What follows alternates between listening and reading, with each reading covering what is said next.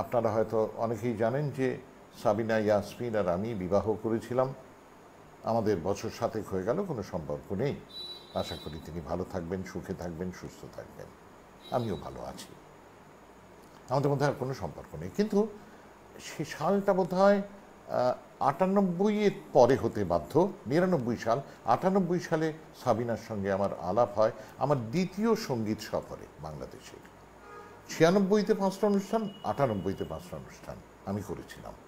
আমি কিন্তু আবার বলছি, আমি পয়সা নেব কোনো হতে পারে?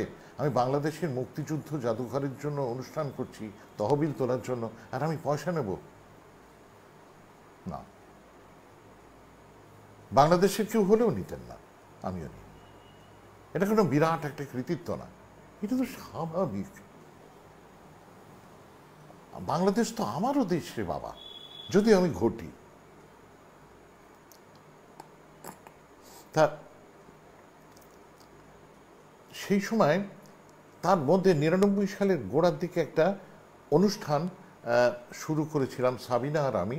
বাংলাদেশে গিয়ে সেটা শ্যুট করতাম, যে ওই একটা ট্যালেন্ট খুঁজে বের করার মতো, একটা ট্যালেন্টের মতো, মানে নবীন প্রতিভাধর বাংলাদেশের নাগরিকরা তারা গান গাইবেন, আর আমাদের একটা ছোট অর্কেস্ট্রা ছিল। সাবিনারই সব চেনা যন্ত্রশিল্পী, জাহিদ, তারপরে চন্দন দত্ত সবাই ছিলেন, এবং টুটুল ছিল গিটারে। লাঞ্ছনা কোয়েন, আমি একটু কফি খাচ্ছি। তা ওইখানে সাবিনা ইয়াসমিন, সুমন চট্টোপাধ্যায়, এই দুজনের নাম টেলিভিশনে লেখা হতো বড় বড় করে, সাবিনা ইয়াসমিন, সুমন চট্টোপাধ্যায়। 99 সালে আমি একবার শুটিং উপলক্ষে গেছি। আমার মাসে একবার তো যেতেই হতো শ্যুট করার জন্য। একবারে গিয়ে 3 দিনে হয়তো অনেকগুলো এপিসোড আমরা শ্যুট করে ফেলতাম, যেরকম হয় আর কি, জানেনই তো। তো এবারে আমি গেছি, একটা কি যেন একটা সাবিনার একটু একটু ফটোকপি করার দরকার ছিল, বোধহয় কিছু টাইপ করার দরকার ছিল। তো ওইরকম একটি অফিস পাড়ায় গিয়ে একটা ওইরকম দোকানে আমরা দুজনে ঢুকেছি। আচ্ছা, মনে রাখবেন, তার ঠিক বছরখানেক বড়জোর আগে আমাদের আলাপ হয়েছে, আমাদের বন্ধুত্ব হয়েছে, এবং আমরা দুজনে দুজনকে খুব পছন্দ করছি। বিয়ে টিয়ের কোনো রকম কথা তখন হয়নি। আমি সাবিনার জন্য গান তৈরি করছি, উনি গাইছেন, সে অনবদ্য অভিজ্ঞতা আমার জীবনের। তা ওই দোকানটা ঢুকেছি, দেখি যে এক ভদ্রলোক, তিনি মাথায় সুন্দর সাদা টুপি, সুন্দর সাদা দাড়ি, এক প্রবীণ সুন্দর মানুষ, তিনি বসে বসে আপন মনে টাইপ করছেন। আমরা দুজন, সাবিনা তো এগুলো ফটোকপি করাচ্ছেন, আমি চুপচাপ একপাশে দাঁড়িয়ে আছি। হঠাৎ ভদ্রলোক সাবিনাকে দেখে উনি বললেন, সালাম আলাইকুম আপা। সাবিনা বললেন, ওয়ালাইকুম আসসালাম। তা উনি আমার দিকে তাকিয়ে বললেন, দাদা আপনাকেও চিনতে পেরেছি, নমস্কার। আমিও বললাম নমস্কার। আমাকে বললেন নমস্কার। আমি এখন কোনোদিন একজন হিন্দু বাঙালিকে দেখিনি যে একজন মুসলমানকে দেখে সালাম আলাইকুম বলবেন। উনি কিন্তু সাবিনাকে সালাম আলাইকুম বলছেন, আমাকে দেখে নমস্কার দাদা, একদম হাত দুটো তুলে। আমার চেয়ে বয়সে উনি বড়।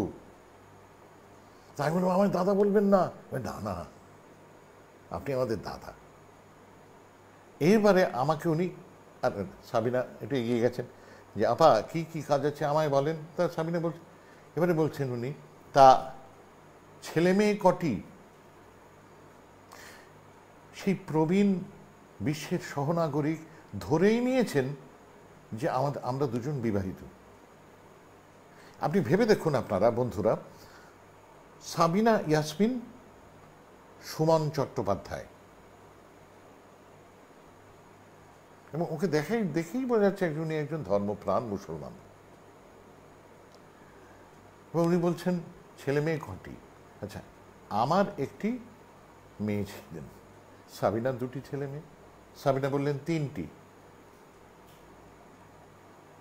বাহ বাহ, তা কে কোথায় থাকেন? আচ্ছা, সাবিনার মেয়ে, বড় মেয়ে, তখন বোধহয় অস্ট্রেলিয়াতে পড়তেন, আর ছেলে ঢাকায়। আর আমাদের কন্যা মানে মারিয়া আর আমার মেয়ে কলকাতায়। সাবিনা বললেন ছোট মেয়ে থাকে কলকাতায়, বড় মেয়ে অস্ট্রেলিয়া, আর ছেলে এখানে ঢাকায়। সাবিনারও তুলনা নেই, কোনো তুলনা নেই।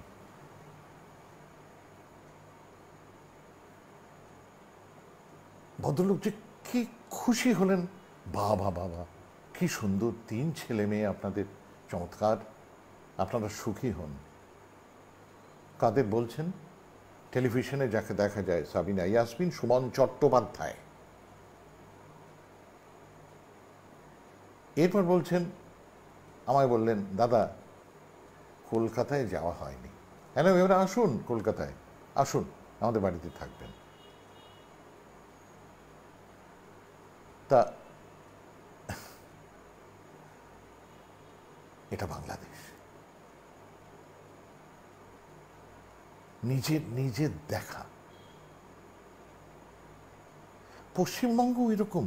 আপনাদের একটা এই গল্পটাও বলা দরকার, অনেক কথা বলা দরকার যেগুলো ঠিকঠাক বলা হয় না। তার নামটা আমি ভুলে গেছি। জাকির শুনছে? আদাব জাকির।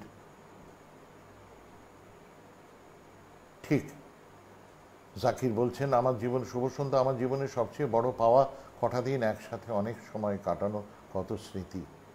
জাকির তুমি ভাই শুনছো? তুমি শোনো।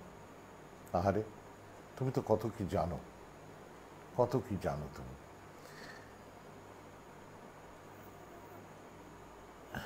এত এত জিনিস ভিড় করে আসে। সেই যে ধরুন একজনের নাম ধরুন তসকুদ্দিন সাহেব, তাকে ওই নামে চিনি, ধরুন এটা তার নাম না, এটা আমি বলছি। তিনি একসময় কলকাতায় যখন মুক্তিযুদ্ধ হচ্ছে, তিনি, আমি যতদূর শুনেছি, তিনি স্বাধীন বাংলা বেতারের হয়ে কাজ করতেন।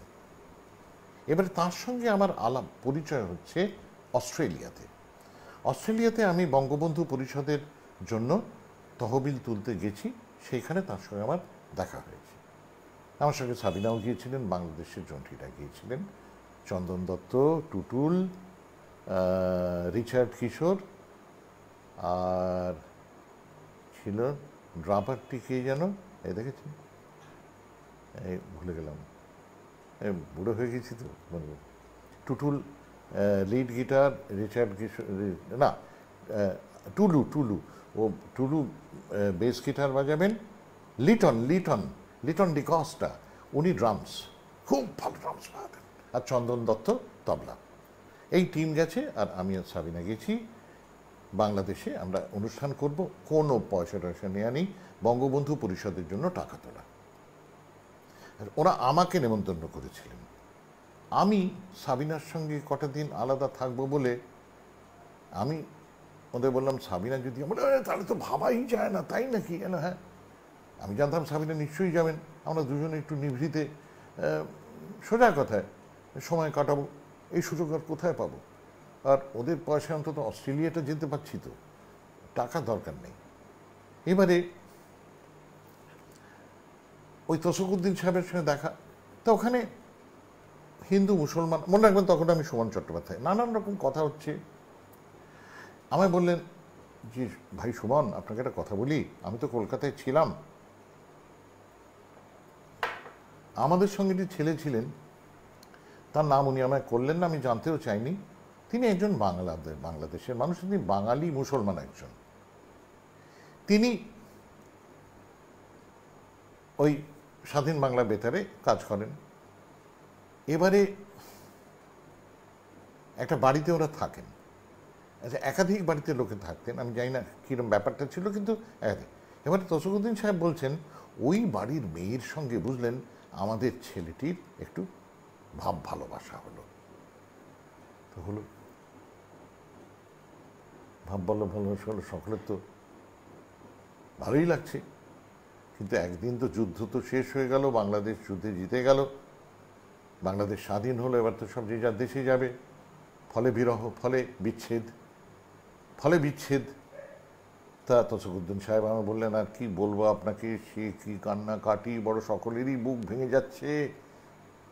আমাদের ছেলেটাকে নিয়ে যেতে হবে, ওকে তো যেতেই হবে, আর মেয়ে তো পড়ে রইল এখানে। সে মেয়ের মাও কাঁদেন, ছেলের আর ছেলের হয়ে কাঁদার ওই তসকুদ্দিন সাহেবের বন্ধুরা ছিলেন। কাট এখানে।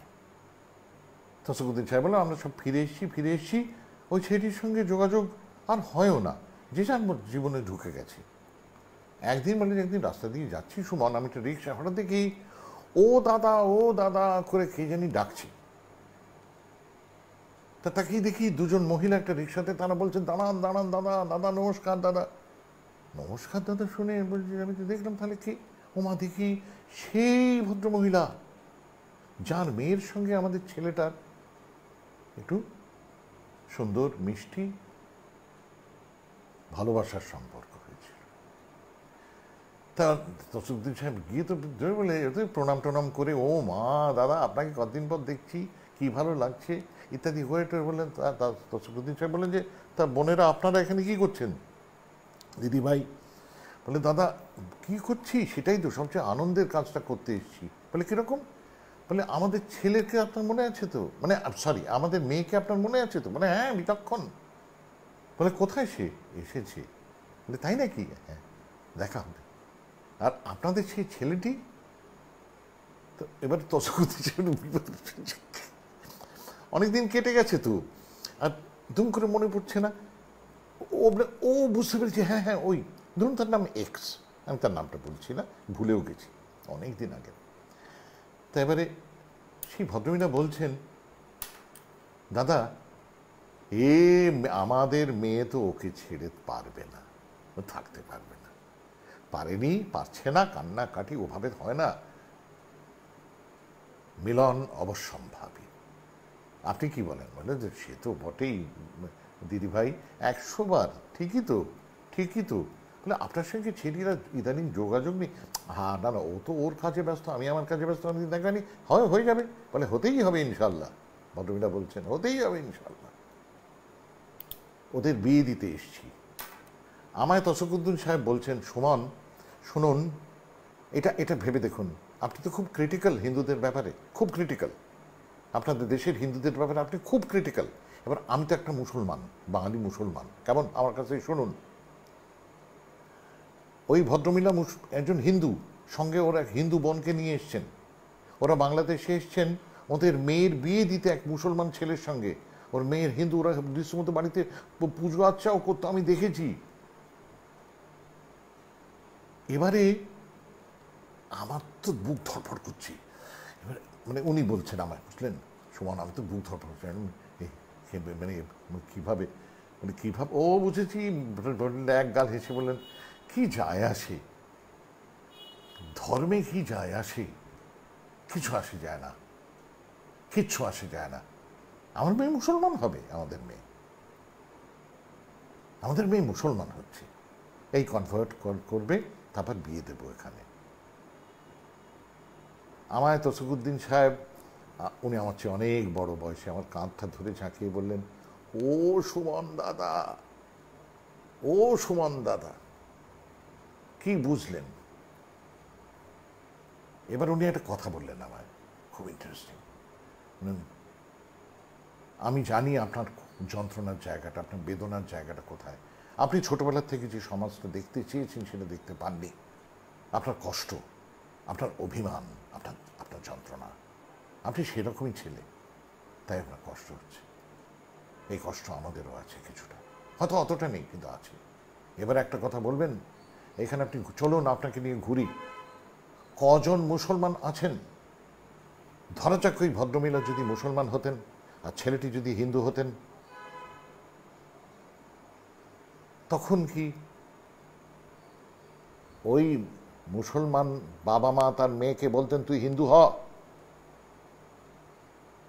চল আমরা তোকে হিন্দু মতে বিয়ে দেব? কজন আছেন? আমি না আপনার সঙ্গে খুব খোলাখুলি কথা বলছি।